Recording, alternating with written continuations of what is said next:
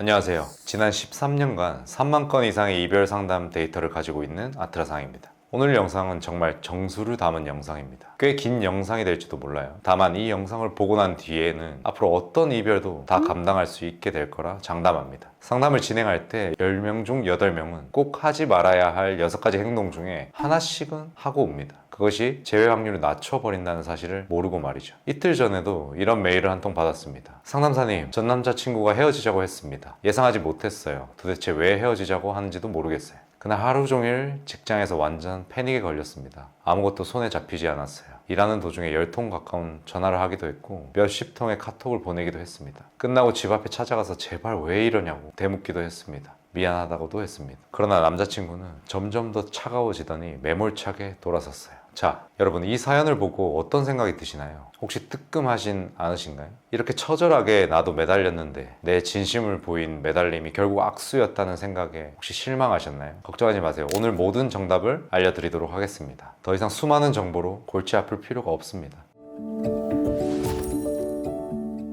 저번 영상에서 이별 후 절대 하지 말아야 할 6가지 행동을 간단하게 언급한 적이 있습니다. 지난 영상을 안 보셨다면 링크를 남겨둘 테니 영상을 보고 와주세요. 오늘은 왜 이 6가지 행동을 하면 재회 확률이 박살이 나는지 심층 분석해보도록 하겠습니다. 오늘 다룰 내용입니다. 상대방에게 구질구질하게 매달리기, 분노를 담아 원망의 말하기, 자니? 이름 부르기, 지금 뭐해? 같은 떠보는 카톡하기, 인스타에 우울한 글, 상대를 저격하는 글 올리기, 초장문으로 카톡 보내기, 새로운 이성을 직접적으로 등장시키기. 자, 위 목차를 보시면 이거 누가 모르나? 나는 이미 알고 있는데 라는 생각이 들 수도 있습니다. 그런데 이 행위들을 왜 하지 말아야 하는지, 이것이 왜 재회 확률이라는 걸 낮춰버리는지 이론적으로 정확하게 설명할 수 있는 사람은 없습니다. 어떤 상황에선 저 행동들이 여러분의 주도권을 높여주기도 합니다. 재회를 위해서 꼭 필요한 행동들이기도 합니다. 각 항목을 자세히 살펴보도록 하겠습니다. 1번, 상대방에게 구질구질하게 매달리기. 사실 매달리는 건 본능이기 때문에 가장 많은 사람들이 실수하는 부분입니다. 이별 통보를 받은 뒤 감정적인 패닉을 겪게 되고 어떻게 할지를 몰라서 매달려 버리기를 택하는 거죠. 이 매달리는 심리는 무엇일까요? 첫째, 어떠한 방법도 안 통해서 재회를 하고 싶어서 네이버에 검색도 해보고 유튜브에 검색도 해보고 친한 친구들에게 조언을 구해보기도 하고 별의별 방법을 다 고민해 봤을 겁니다. 당연히 카톡도 해보고 전화도 해봤지만 전 여친, 전 남친에게는 묵묵부답이었겠죠. 더 이상 내가 할 수 있는 방법은 없다고 느껴집니다. 그런데 친구는 이렇게 말합니다.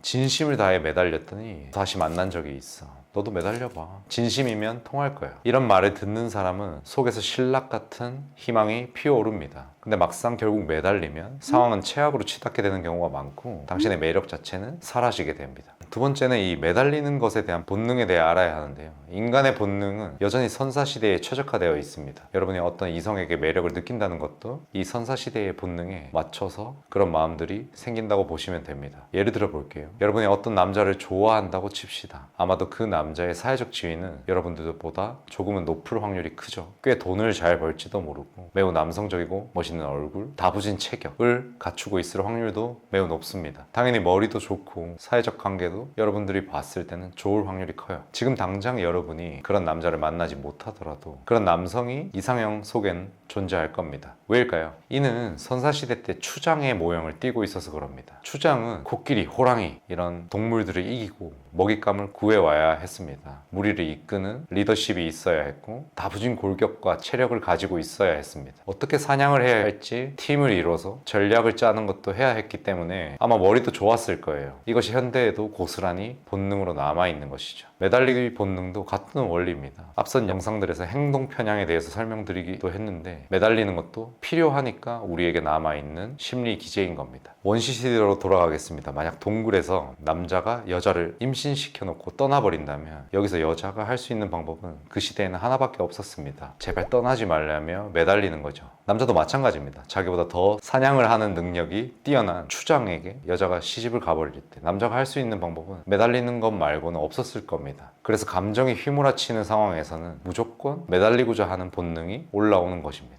그리고 세 번째, 매달림에 대한 보상. 매달림이 효과적이었던 적이 있었던 거죠. 누구나 경험을 해본 적이 있는 겁니다. 혹시 파블로프의 개라는 말을 아시나요? 이거 유명하니까 아시는 분들이 있을 거라 생각합니다. 종을 치고 강아지에게 먹이를 주면 나중엔 종을 치기만 해도 자동 반사로 강아지가 침을 흘리는 실험을 말합니다. 즉 종을 울리면 밥이라는 보상이 따라온다는 걸 알고 있으니까 이에 익숙해져서 침을 흘리게 되는 겁니다. 이와 같이 매달려서 한 번이라도 재회를 성공한 적이 있다면 사람은 그 방식에 집착하게 됩니다. 보상을 얻는 기억을 버릴 수가 없기 때문이죠. 예를 들어 한 남성이 있습니다. 매일 소개팅에 스트릿 패션을 입고 나갔다가 어느 날은 맞춤 정장 슈트를 입고 나갑니다. 그때 여성의 반응이 너무 좋았다면 이 남자는 다음 소개팅에도 무조건 수트를 고집하게 되는 이치와 같습니다. 매달림이라는 게 발생하는 원인에 대해서 충분히 이해하셨으리라 봅니다. 그럼 매달림은 왜 최악의 방식일까요? 결론은 간단합니다. 여러분의 가치를 크게 하락시키기 때문입니다. 여기서 중요한 공식이 나옵니다. 인간은 누구나 최소 자신과 동등하거나 자신보다 더 나은 사람을 만나려는 본능이 있다는 겁니다. 간단히 생각해 볼게요. 카리나는 이재욱과 연애를 했고 비는 김태희와 결혼을 했고 얼굴을 절대 보지 않는다던 이나영은 원빈과 결혼을 했습니다. 이 사례로 충분히 직관적인 이해가 되시리라 생각합니다. 결국 상대방과 동등한 가치를 지니려면 아트라상에서 말하는 프레임 관리를 누구나 해야 합니다. 프레임이란 쉽게 말해 주도권, 매력이라 생각하시면 쉽습니다. 프레임 하락이 온다면 상대방은 당신의 가치를 낮게 보게 되고 잊기 쉬운 상태가 됩니다. 이렇게 프레임이 하락된 상태는 재회를 원하는 사람한테는 사실 최악의 상황입니다. 몇 가지 더 예시가 있습니다. 자신감 없는 모습,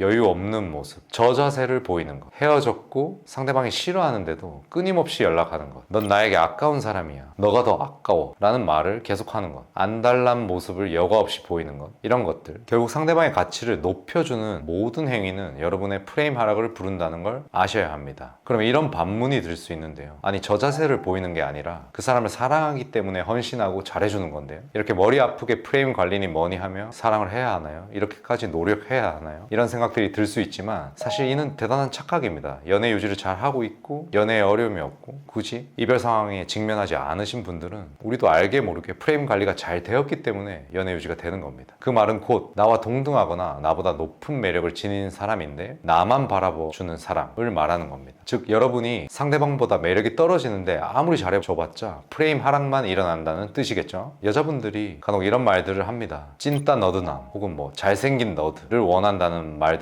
자주 해요. 이 찐따 너드남을 원한다는 게 무슨 말인지 이해가 되시죠? 차은우 같은 얼굴을 가진 찐따를 원하는 거지 진짜로 가치가 낮은 찐따를 원하는 건 절대 아닙니다. 사실 가장 좋은 관계는 프레임이 대등하면서 그 사람에게만 헌신하는 것입니다. 2년 이상 연애한 커플은 대등한 프레임이었기 때문에 장기 연애가 이루어질 수 있었던 겁니다. 미세하게 누군가 저자세를 취해도 보이지 않는 곳에서 대등한 기싸움을 했기 때문에 그 관계는 자연스럽게 유지가 되는 것이죠. 문제는 이별 후에 발생합니다. 헤어짐을 통보한 쪽은 급격히 프레임이 상승하며 이별 통보를 당한 사람의 프레임은 급격하게 하락하게 되어 있습니다. 예를 들어보죠. 요즘 핫했던 눈물의 여왕이라는 드라마를 보셨나요? 여기서 김수현과 김지원이 나옵니다. 이 드라마를 안 보신 분도 있기 때문에 잠깐 설명을 하자면 김지원은 재벌 3세입니다. 김수현보다 높은 객관적 가치를 지니고 있습니다. 김지원은 모든 순간에 프레임이 매우 높은 상태입니다. 김수현은 대부분 항상 저자세에 매달리면서 여자의 말을 듣는 쪽에 가까운 드라마였습니다. 그러다 어느 날 김지원이 불치병에 걸리게 되고 맙니다. 그리고 김수현에게 심리적으로 의지하는 빈도가 매우 높아지죠. 이때 자신의 불치병으로 인해 김지원의 프레임은 하락한 상태고 김수현의 저자세임에도 불구하고 프레임은 상승하게 되는 효과가 나타나게 되었던 겁니다. 이 상황에서 김지원은 평소에 하지 않았던 사랑해라는 말을 하기도 하고 남자에게 저자세를 보이는 듯한 말을 함으로써 저자세이긴 하지만 서로 주도권이 동등해지며 관계 유지가 되었던 것이죠. 이를 아트라상에서는 프레임이 동등하다, 비슷하다 라고 말합니다. 이렇게 압도적으로 프레임이 높을 경우 매달림 저자세는 효과적이지만 그 이외의 상황들에서는 효과가 없다고 보시면 무방합니다. 자, 여기서부터는 정말 중요합니다. 결국 이별 후에는 프레임 지키기가 매우 중요하다는 말이에요. 만약 진짜 가치가 높은 사람이라면 헤어진 뒤에 어떻게 행동할까요? 헤어진 뒤에 펑펑 울지도 않고 행복하게 잘 사는 모습을 이 악물며 보일 겁니다. 매달림에 해당하는 저자세 따위는 찾아볼 수 없고 혹여라도 이전 연인과 연락이 닿는다면 오히려 여유 있고 고자세에 가까운 모습을 보일 겁니다. 반대로 가치가 낮으면 우울하고 매달리는 태도를 보이겠죠. 즉 프레임 높이기의 핵심은 더 가치 높은 사람인 척 하기입니다. 더 잘 사는 척, 여유가 있는 척, 있고 잘 지내는 척, 이런 모습들을 보이는 거예요. 아무것도 모르겠으면 제발 우울한 티 내지 말고 가만히 있는 게 더 낫습니다. 가만히 있는 것만으로도 최소한 상대방과 동등한 프레임으로 회복됩니다. 프레임은 마치 용수철과 같아서 자신이 획득했던 매력 점수 최고 점수까지는 가만히 있는 것만으로도 70~80% 정도는 회복이 됩니다. 또 하나의 개념을 여기서 알아야 합니다. 바로 신뢰감입니다. 매달림은 프레임 하락뿐만 아니라 신뢰감을 하락시킵니다. 아트라상에서 말하는 신뢰감이란 상대방과 내가 결혼까지 갈 수 있을까? 미래에도 우리 관계가 잘 유지될 수 있을까에 대한 척도입니다. 결국 헤어짐엔 이런 신뢰감적인 원인이 존재합니다. 이 부분을 고치지 않고 매달리면 무슨 일이 벌어질까요? 예를 들어 매일 잠자고 게으른 모습 때문에 경제력도 불투명하고 미래가 안 보여서 헤어진 커플이 있습니다. 이 사람이 그건 안 고치고 매달리기만 한다면 상대방은 이 자식은 역시 자기밖에 모르는구나 라고 생각이 들면서 미련이 사라지게 됩니다. 자, 여기까지 너무 잘 따라오셨습니다. 정말 자세히 설명을 하려고 하다 보니 1번인데 벌써 길어지고 있습니다. 이 다음 설명부터는 조금은 쉬워지니까 잘 따라오시길 바랄게요. 2번은 분노를 담아 원망하는 말 하기입니다. 위에서 설명했듯이 헤어짐엔 원인이 있다고 했죠. 이별 후 한 달이 지났다고 가정해 봅시다. 얼마 되지 않으신 분들은 말할 것도 없습니다. 만약 헤어지고 나서 헤어진 원인을 고치는 모습을 연출한다면 상대방은 제외할 의향이 자연스럽게 생깁니다. 근데 여기서 급발진을 하면서 너 같은 개쓰레기를 만난 게 후회된다 라고 원망하는 말을 던지면 어떻게 될까요? 상대방은 생각합니다.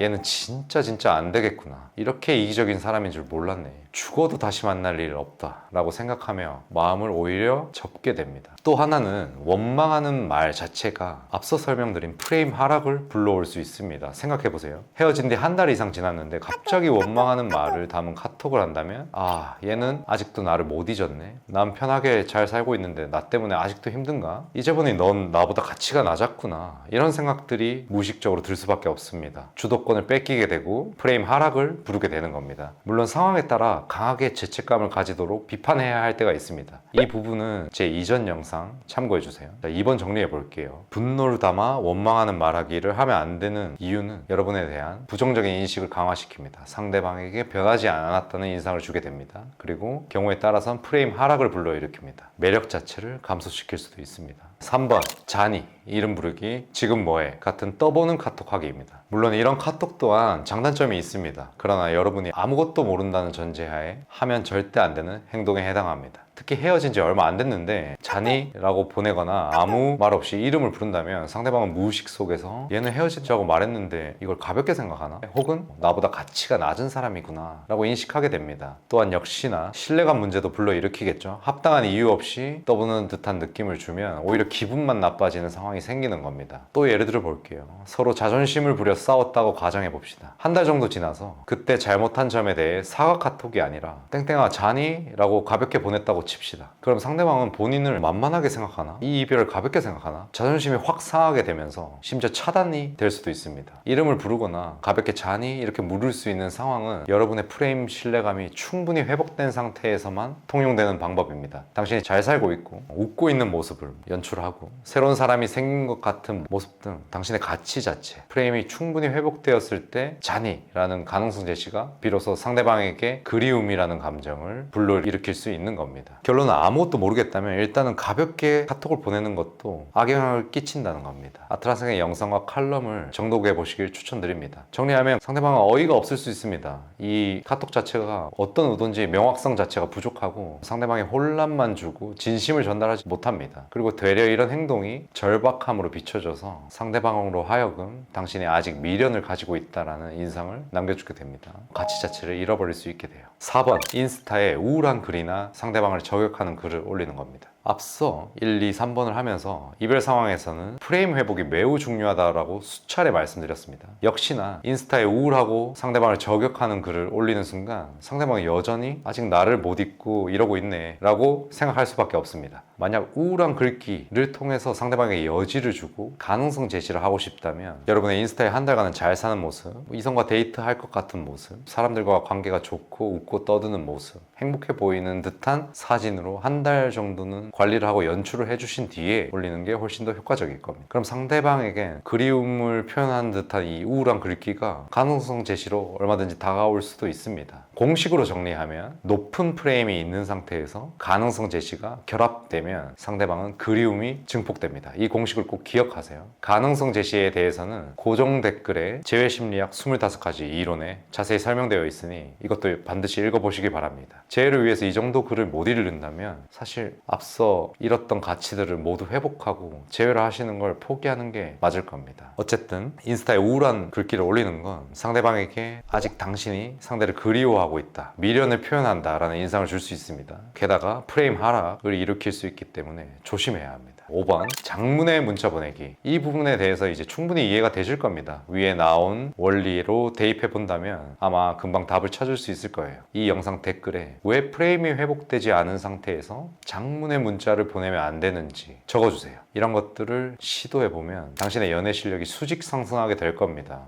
힌트를 드리자면 장문의 메시지 이미 많이 받아보기도 했고 이별할 때 이미 서로 많은 얘기들을 한 경우도 많겠죠. 이럴 때는 과부하가 걸립니다. 상대방에게 부담을 줄 수도 있고요. 그리고 이 장문 자체가 당신의 미련을 표현하고 절박한 마음을 가지고 있다는 걸 상대방에게 남겨줄 수가 있습니다. 6번 새로운 이성 직접 등장시키기. 어라 이거 좋은 거 아닌가? 이런 생각 드셨죠? 특히 자존심이 강하신 분들은 자주 질투 유발 기법을 사용하실 거예요. 인스타나 카톡 프사에 아예 대놓고 새로운 이성을 등장시키는 거죠. 엿먹어봐라. 물론 이것도 상황마다 좋을 때가 있고 안 좋을 때가 있습니다. 그런데 여러분은 지금 현재는 이별하셨고 멘탈이 많이 흔들리시는 상황이잖아요. 일단은 아무것도 하지 마세요. 지금부터는 이유를 설명드리도록 하겠습니다. 위에서 설명했듯이 제가 말씀드린 무료 PDF를 읽어보시면 가능성 제시 이론이 나옵니다. 새로운 이성을 직접 등장시킨다는 건 이전 연인으로 하여금 완벽하게 가능성 제시를 차단하는 효과를 불러일으킵니다. 그래서 하지 말라는 거예요. 여지를 없애버린다는 거죠. 오히려 가능성이 없어 보이면 상대방 입장에서는 마음이 후련해지기도 합니다. 이별하고 마음이 오히려 편해져 버리는 거죠. 당신이 만약에 남자라면 조금 더 심각한 문제입니다.